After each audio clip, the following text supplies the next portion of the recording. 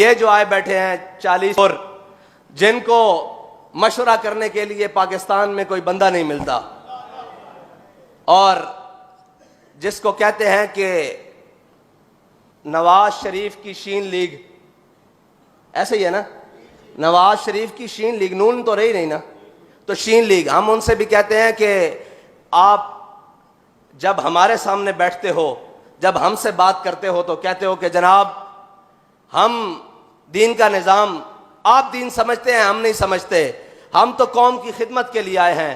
तो आपको क्या नज़र नहीं आ रहा कि चोलिस्तान में लोग प्यास से मर रहे हैं और आप कौमी खजाने में से करोड़ों अरबों रुपए खर्च कर कर और मुल्की जहाज लेकर काबीना भरकर बाहर लेकर जा रहे हो। अगर आपके पास ज्यादा पैसे आ गए हैं तो यार उन गरीबों को पानी फराहम करो।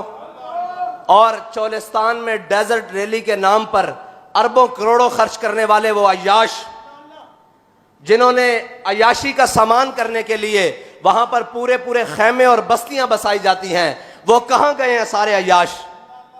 कौम को नजर आते जी बाद में, वो चंद लोग हैं, वो भी दीनी लोग हैं जो उनको पानी फराहम करने के लिए वहां पहुंच चुके हैं। अभी तक और तो कोई नहीं पहुंचा। वो सारे दीन का दर्द रखने वाले हैं, कौम का दर्द रखने वाले, वो सारे लोग उनको पानी फराहम करने के लिए पहुंचे हैं। वो कहां गए अय्याश बदमाश जो वहां पे करोड़ों अरबों रुपए में सिर्फ डेजर्ट रैलियां गाड़ियां भगाने जाते हैं? उनका पैसा क्या अय्याशी के लिए है?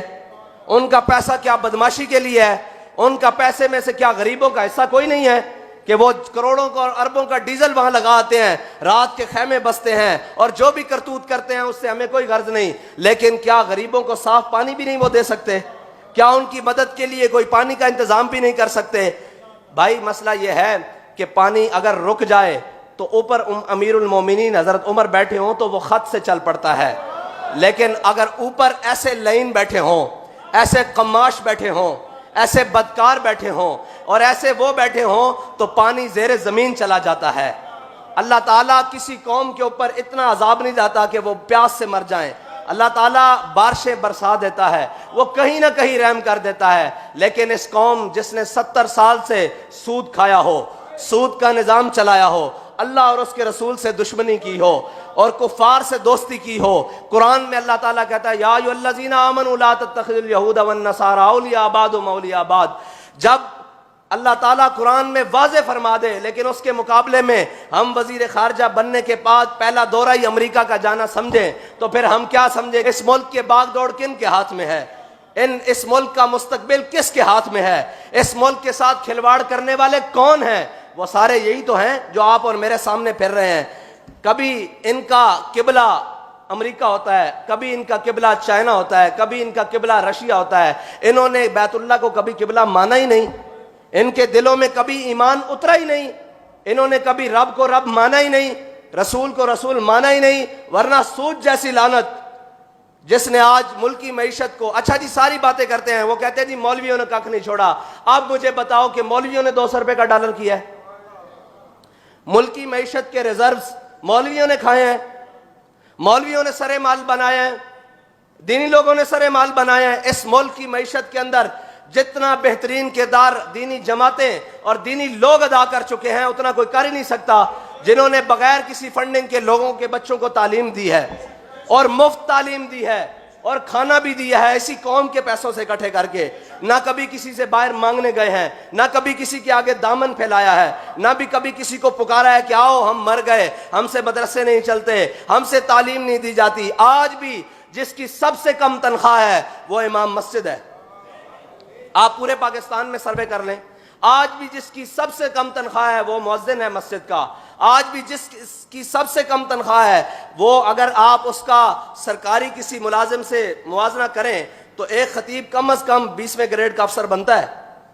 मस्जिद का खतीब 20वें ग्रेड का अफसर बनता है। आप पता करके आए कि वो सरकारी आदमी कितनी मराहत और कितनी तनख्वाहें ले रहा है। और एक खतीब जुम्मा भी पढ़ाता है, जनाजे भी पढ़ाता है, निकाह भी पढ़ाता है और तमाम मसाइल भी लोगों के हल करता है और सारी चीजें हल करता है। क्या हमने पाकिस्तान को बिगाड़ा है? आज कहां गए वो जो कहते थे जनाब मईशत के लिए मईशत मईशत? आपने पाकिस्तान को उस मकाम पर लाकर खड़ा कर दिया है कि आप इसके अंदर अगर कोई बेहतरी ला सकता है तो वो अल्लाह और उसके रसूल का निजाम ला सकता है, और वो सूद से निजात के बाद आ सकती है। वो गुनाह उलमा बैठे हैं, सारी पूरी दुनिया से पूछो, हर गुनाह की अल्लाह ताला ने सजा रखी है, लेकिन जितनी बड़ी सूद की सजा है उतनी बड़ी किसी की नहीं है। अल्लाह ताला ने सारे गुनाहों के बारे में तफसील दी, लेकिन फरमाया सूद खाने वाला भी, देने वाला भी, लिखने वाला भी, मुआवनत करने वाला भी, इसमें किसी हालत से कोई शरीक हो गया वो भी मरदूद है। ओ पूरा निज़ाम चला के, ओ पूरे मुल्क के अंदर मामलात लिया के अज असी की घटिया 70 साल तो अल्लाह और उसके रसूल ना जंग। वो कहते हैं जी आप मईशत के लिए क्या करेंगे सबसे पहले आके। मैंने कहा हम सबसे जंग लगा लेंगे, अल्लाह और उसके रसूल के सामने सरबसुजुद हो जाएंगे कि या अल्लाह तेरे और तेरे हबीब से जंग हो ही नहीं सकती। 70 साल से हमने अल्लाह और उसके रसूल से जंग लगाकर इसकी मैशत ठीक करने के लिए अपना पूरा जोर लगा रहे हैं, एड़ी चोटी का जोर लगा रहे हैं और कर्जों में लगा रहे हैं। वो कह रहे हैं जी हमारी कोई सुनता नहीं।